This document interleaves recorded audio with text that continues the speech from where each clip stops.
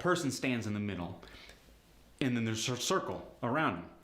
And all the people in the circle start snapping their fingers to get a rhythm going. Okay? And then the one in the middle says a letter and points at somebody. For instance, A. And that person has to say a sentence about a person whose name starts with an A, who's selling a good or service that starts with an A, and is selling it in a place that starts with an A.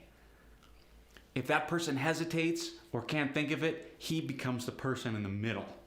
And then you keep going. For this example, I'm going to do it with 3 people, which you can do. But again, it's really great for a circle in a game to start things off, a warm-up. I am the Barney, and I will point to somebody. C. Carl sells clams in Carson City.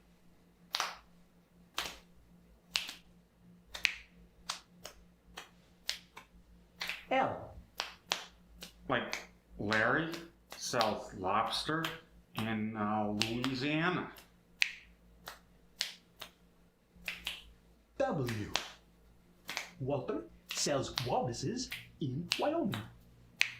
What a fun game.